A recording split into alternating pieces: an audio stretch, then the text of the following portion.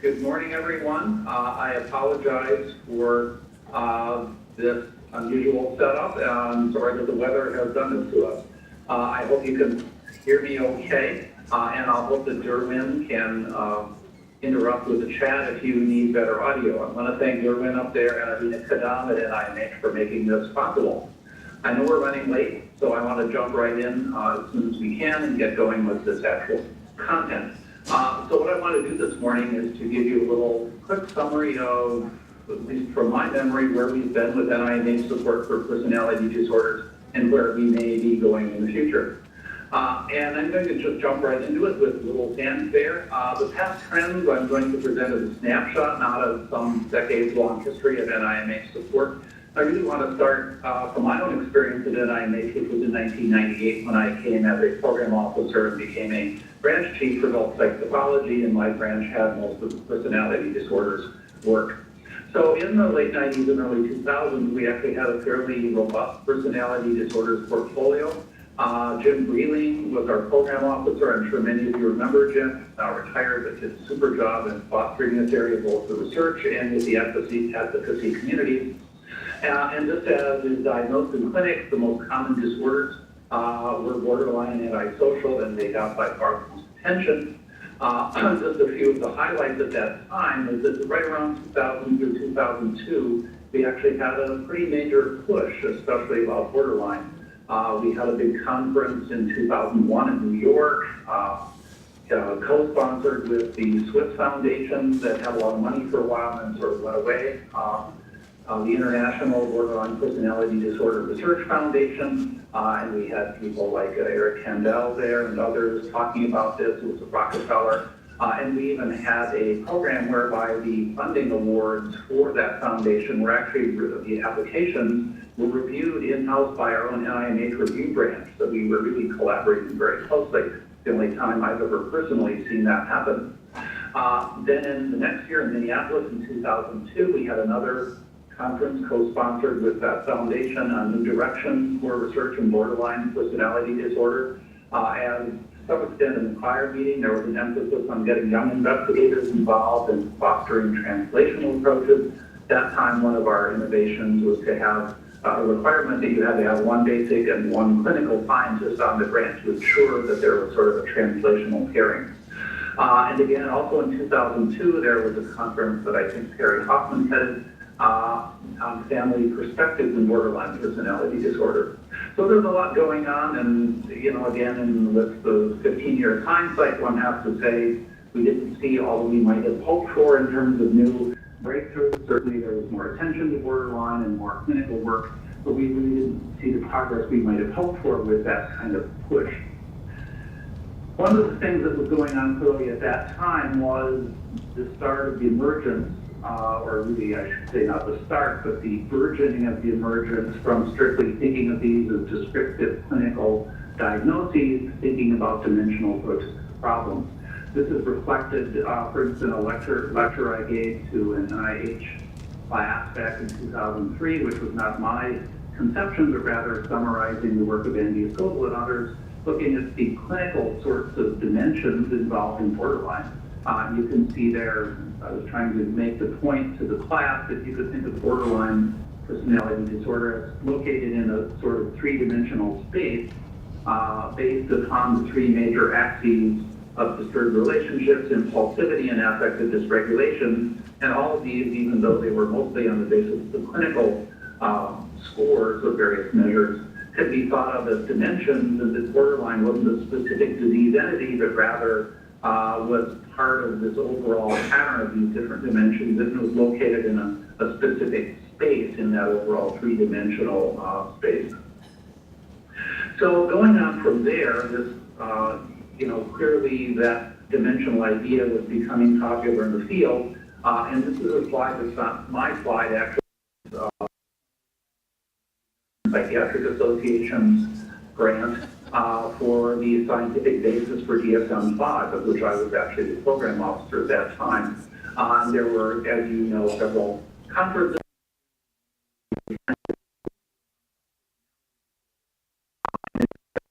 There was about dimensional models and geology. So the slides, these are a couple of slides that I will show them from this conference. And again, they're diving right into saying that they're not just thinking about clinical symptoms per se, but really talking about temperament as the foundation both of normal personality, but also of mental disorders across the board, the common mental disorders, not just personality disorders with depression, anxiety, and so forth. And so there was a lot of discussion of the hierarchical structure of temperament and of the disorders. There, for instance, is data from Bob Kruger and others talking about an externalizing factor with many different facets under that overall externalizing factor. And if you look at the behavioral genetics, you get very high loading for the higher order factor, even though individual facets like substance abuse, antisocial behavior, just plain uninhibited personality, and so forth, might have smaller correlations. The overall externalizing factor loaded very highly in terms of behavioral genetics. So clearly this kind of movement from that conference went on to become the leading trend for what the committee was recommending for personality disorders in DSM-5. But again, a slide from this conference clearly showed that the people at that conference and the subsequent meetings were worried about the idea that you can't just say, okay, here are our big four that we're going to use, and so particular big four shown at the bottom here, as you can see. The question is, now what do we do? How do we assess actual distress and impairment severity on these scales, and what would these scales look like even? We can't just say, okay, we have these basic personality traits, let's go for it. And so all of you know better than I do, since I am not a personality disorders expert or don't spend all of my time in this area, about the ultimately disappointing results, how hard people worked, and that the scientific committee recommended it, but ultimately the trustees voted that down, and we were left with the DSM-4 personality disorders, and the new hybrid categorical and dimensional model was relegated to section 3. And so the outcome of this, I think, was both confusion and dissatisfaction for one, in terms of clinicians and wondering, well, we can still use this, but we know that the scientists are really thinking in a different way. So where are we? We're left in this sort of purgatory or limbo or something for what we should do. And certainly, second, this created a lot of uncertainty clearly about future research directions. NIMH understandably didn't really want to fund the old classical personality disorders, considering that the scientific community was clearly not behind those kinds of approaches anymore. But yet it wasn't really clear, there wasn't a clear signal from APA as to the fact that this would have clinical utility as yet. I think the result of that was that starting about then, there was a big drop even in the late 2000s for personality disorder applications, and 2010 to 2012 as people could see this problem happening for personality disorder applications. So, what I'm trying to do here is sort of describe a narrative arc. I'm not trying to delve into the details, but rather present my view of these trends that have been happening across the past decade. So with that disappointing outcome from the DSM, on the other hand, the ICD-11 went forward successfully with a somewhat similar model. And this group was headed by Dr. Peter Tyrer of London. And again, from one of his recent papers talking about this with that bracing British frankness that we can all admire. One of his papers just boldly said the current classification clearly has no clinical utility. High comorbidity is clearly a false separation among the various disorders as they are currently named, and that the dissatisfaction in the clinical literature sends a clear message that from clinicians, a plague on your classification, it does not represent what I see in my clinic. And so this group went ahead to actually implement a change that's very relevant of what the DSM committee did, but they actually went ahead and implemented it. So as you know, again, better than I, but just to put in this placeholder in the narrative arc, there were these ideas of general guidelines for personality disorder diagnosis, but not having to name one, but simply say there's a PD with 3 levels of severity, as you can see. And there's also the strong possibility that they will go with 5 domains of functioning, very similar to the Big 5 sort of model. Again, very much based on extremes of normal personality and the familiar Big 5 there. So again, this reflects the same DSM trend, that rather than looking simply at disorders, they are considering the disorders in terms of extremes of normal personality functioning. And that's an important point for how we see things from NIMH. Also, the ICD-11 group is strongly considering whether they should just have a dichotomous rating for those big five factors, that, negative affectivity, sort of yes or no, or whether they should have a polygamous rating with 5 levels. And they are actually doing a clinical trial to look at that and to see if the clinical utility is satisfactory for that, or whether, like the DSM, they'll say, well, that's going too far. It's too hard for clinicians to make those distinctions, but at least they can check whether we have a yes or no for the social disinhibition, etc. So the point I want to make here is that clearly we are going in this translational direction to think about the disorders in terms of deviations from normal functioning. And so we can see that both the DSM-5 and ICD-11 are moving in this direction towards translational ways. And this is coming from the people revising the diagnostic manuals. From the point of view of NIMH, one of the concerns we've had is that while this is a laudable trend and we think this is a good idea, at the same time, these personalities are mostly derived from very broad-based, largely self-report trait measures. And at the Institute, under Tom Insull's leadership, and clearly under Steve Hyman's before him, and Josh Gordon's after Dr. Insull, NIMH has had an emphasis on including biological measures into the mix and helping to contribute towards etiology. Some people think that this is just straight reductionism, and sometimes it's named smack of that. But really what we're about is trying to integrate the biological measurements and the behavioral measurements. The biological and the behavioral measurements.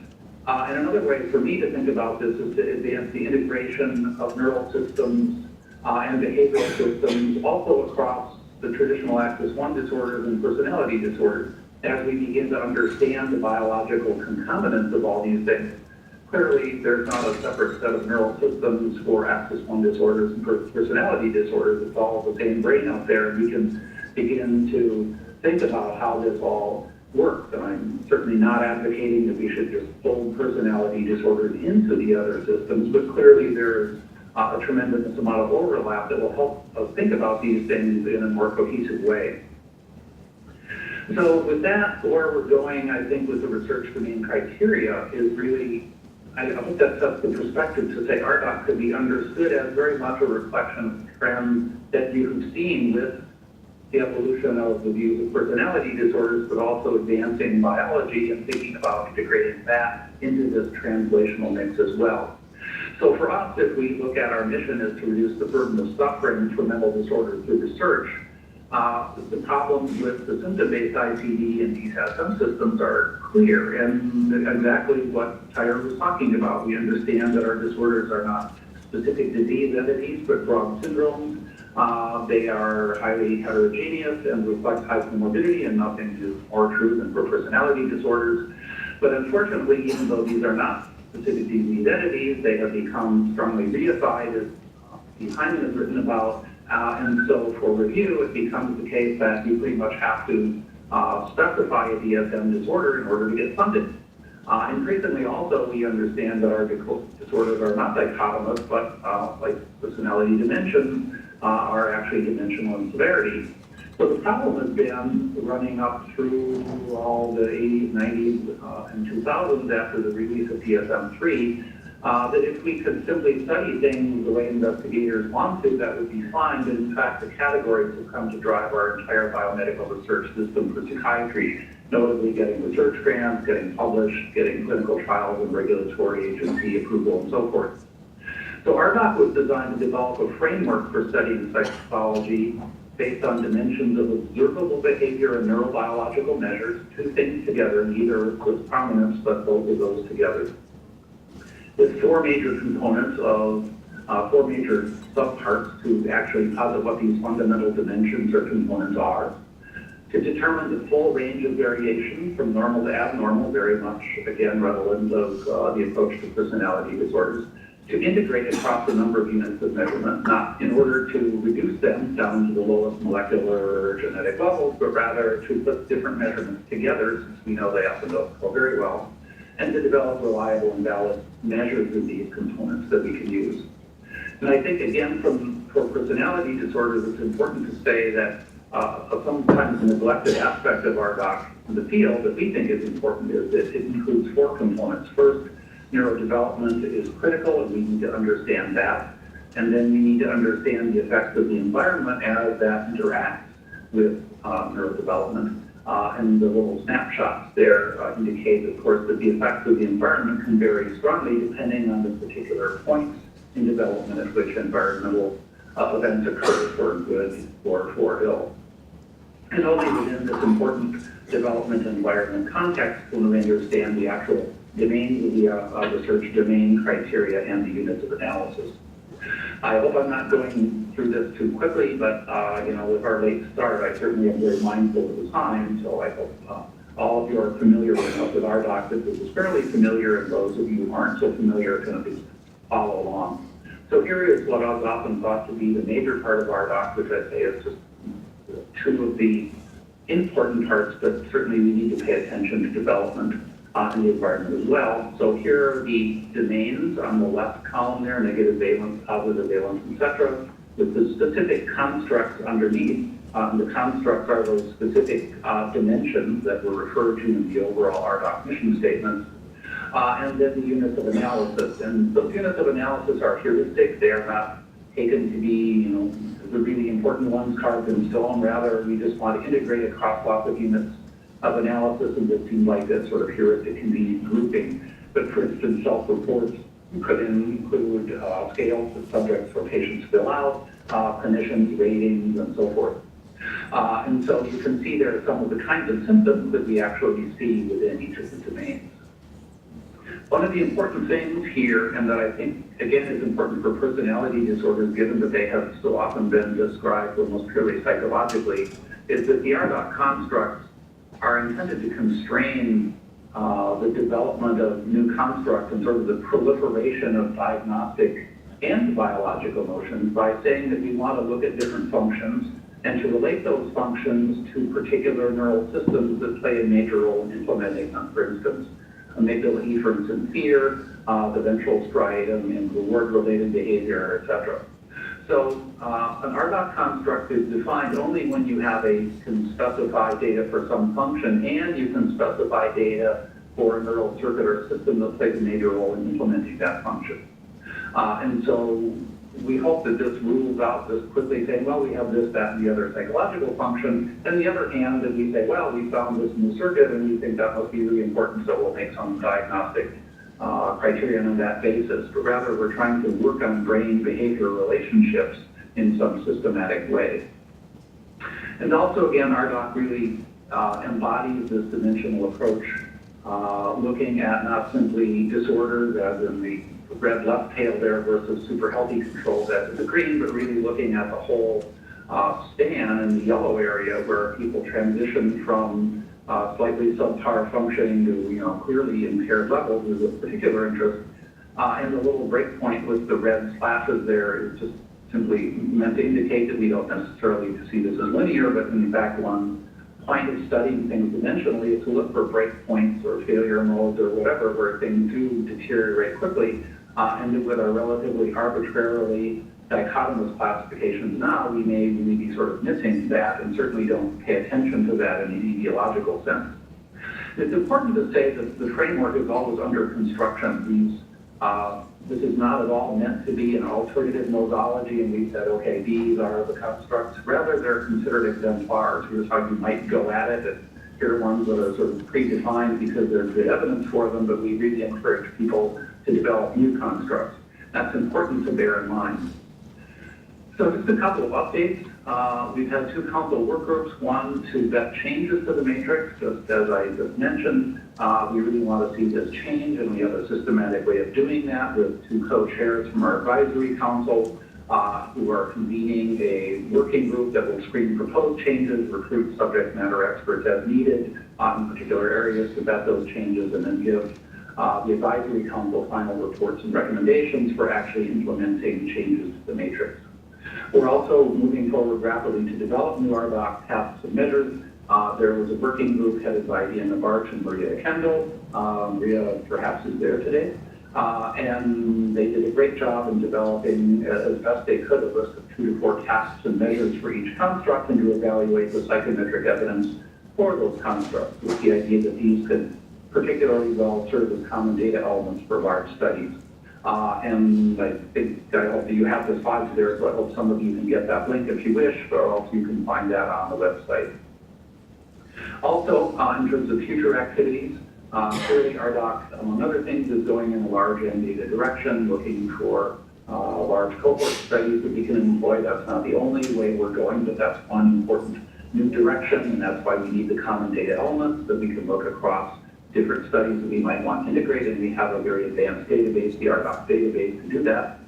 And again, this involves new sampling frames, not simply looking at DSM definitions, but other ways of defining large samples, often on the basis of simply unlimited populations or screening for high-risk areas without being a specific diagnosis.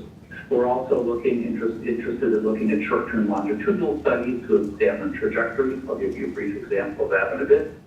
And we're really interested in moving towards preemption and prevention. This dimensional approach, if we can mix looking at before they develop purely clinical levels of pathology, we may be able to do a better job for treatment. I'm hearing something coming back in my audio now. So is somebody wanting to mention time or other constraints? Okay, hearing none, I'll keep an ear open, but meanwhile I'll keep going. We started at 10:30 or so I'm hoping that I might have till about 11:15 here, so I'm kind of going forward on that basis. Another thing that we're really interested in, and that Dr. Gordon strongly supports, are formal computational approaches, computational neuroscience or psychiatry, and we're moving ahead with those sorts of things, which are, of course, sort of an umbrella for various measures, such as the BSNP study that some of you may have seen in AJT last year. So I want to cover a few misunderstandings with this approach, and again, these are relevant for personality disorders as for everything else. First, I hope I've convinced you that we do not ignore the environment and development. We've left it open and unspecified to give people flexibility to do what they want. But again, we're not ignoring it. Some people complain that they can't do what they want to do because the matrix doesn't have the construct they want. And I hope again that it's clear that we are encouraging the study of new constructs. People, if they study a new construct, need to define the data that would support that construct, the preliminary data, to go forward with it, but we certainly want to encourage new constructs. People also somehow have the idea that they can't study interactions between the constructs, and again, that's simply not true. We encourage that and understand that even a research classification system is sort of an artificial device that is a heuristic to help people design studies, so we actually want to see interactions.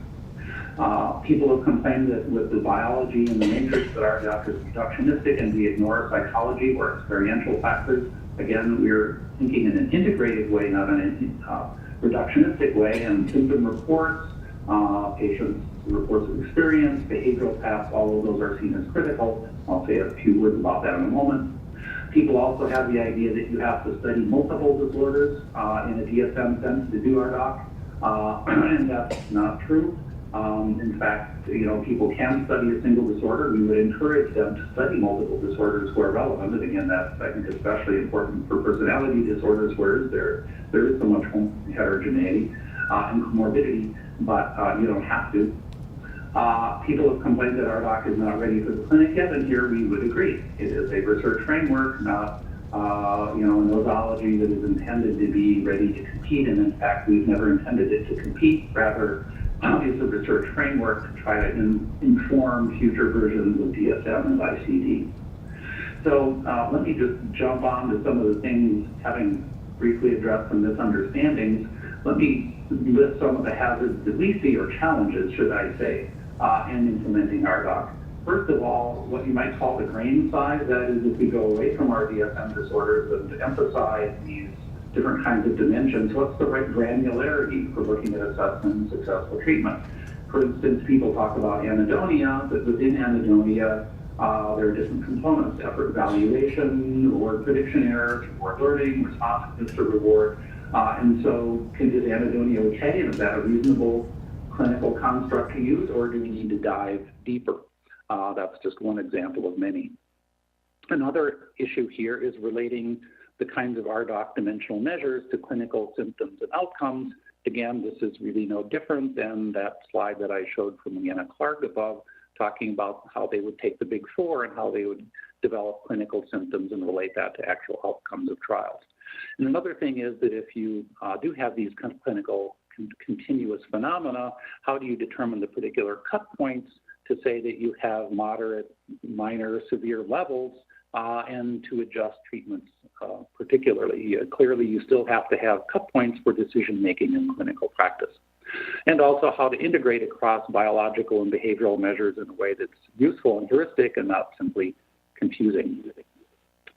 So one of the things I want to summarize here is that, again, some of this confusion, I think, comes from the fact that a major reason for developing RDoC, the major reason, was that we needed to do something different in evaluating research grants. As I mentioned at the outset, the whole problem was that the essentially de facto requirement to use DSM disorders was stifling our research. And so we needed to devise new standards for peer review to help investigators feel free to look at the kinds of issues they wanted to explore. On the other hand, if you don't use the DSM, you have to have some standards and guidelines for evaluating research grants. You can't simply say to people, use something different than the DSM. And so you wind up with this sort of Scylla and Charybdis problem. And so you have to have a new system, but before a new system, again, if you make the system too overspecified and rigid, then you're right back to the DSM problem that people feel as though you are stifling innovation, and that system can quickly fail to keep up with the progress of the science. On the other hand, if the system is too underspecified and you don't give people enough guidelines, you have a lack of calibration and review and sort of anarchy, and again, people don't agree on what they're evaluating and how they evaluate it, and so the whole thing can sort of fail. So by having these constructs and specifying behavioral and physiological components for a construct, but leaving open development and environment, we've tried for people to do what they want. We've tried to hit the happy medium, but I think that's important to understand in overall how we set up the RDoC system to be a flexible framework. So I hope that gives you an idea of where we're going with the future, and in many ways I feel as though personality disorders, even though I know there's been a lot of worry and angst in the community, is actually a leader in this regard. So let me just give you a little sense of the examples we have. Currently we have about 36 or so funded grants in the personality disorders area, which is better than one might expect. And I've heard comments informally from many of you that personality disorder investigators, and especially in borderline, are kind of concerned about putting in grants because they don't know what NIMH wants and they're afraid they won't get funded.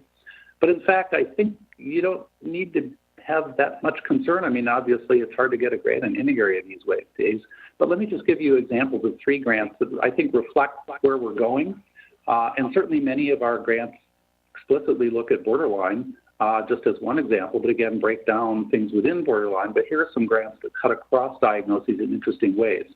And the first is to Dr. Konigsberg, who I imagine is there this morning, and I'm listing the actual grant number, and you can find these in the NIH Reporter system. If you simply Google NIH Reporter, you can find this information, so I'm not giving anything confidential out here or behind the screens, simply publicly available information.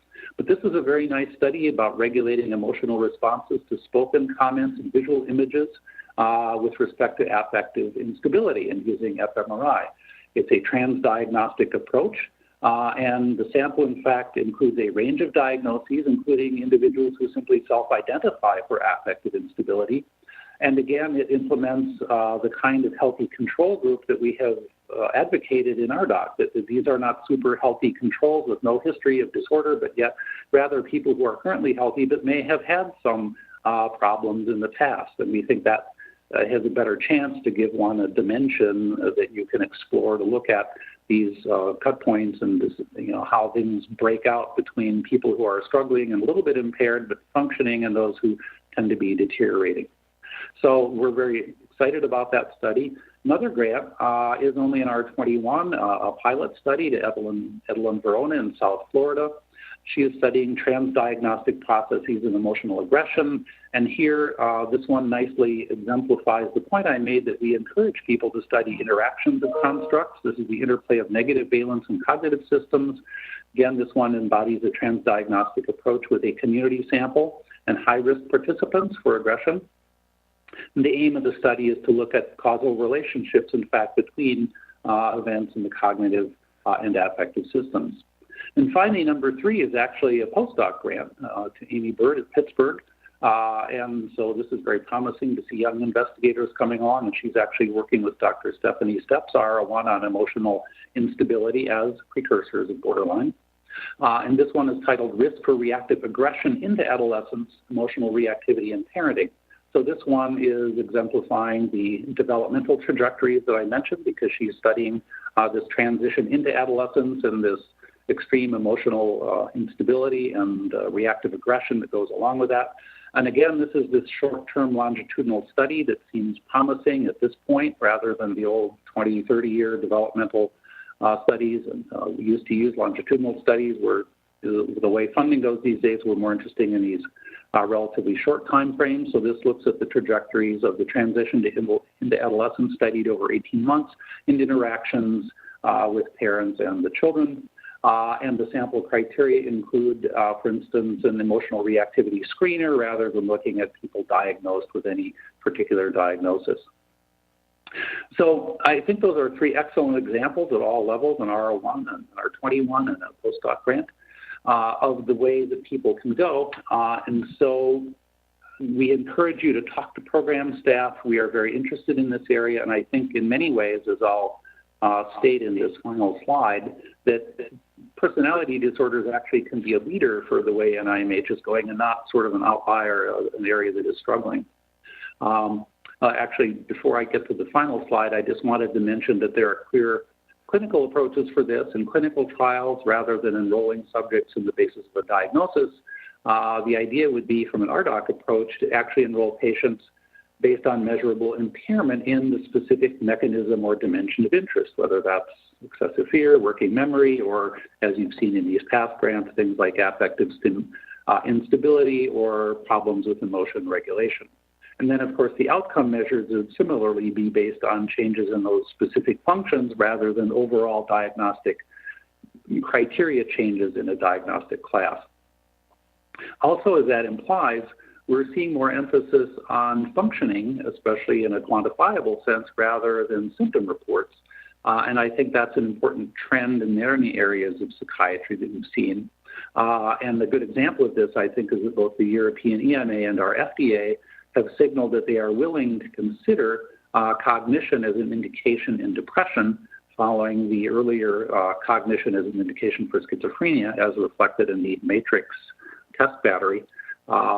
So that we are actually looking at ways to measure cognition, and obviously that's going to be a quantifiable measure. In fact, our RDoC group has interacted a lot with the FDA CEDAR group in talking about how you would measure cognition and depression, different aspects of cognition, designs, and so forth. So we've had a healthy collaboration with them about this.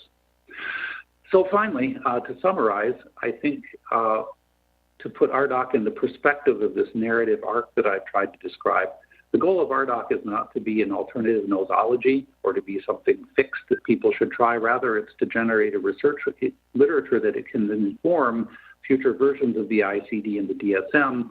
So we hope that as things go forward, for instance, some of the questions about personality disorders, as an example, that led to the new ideas not being generated and put into the main DSM could be resolved through further research and the kind of research we'd like to study with these dimensional approaches, and again, stemming from very basic functioning.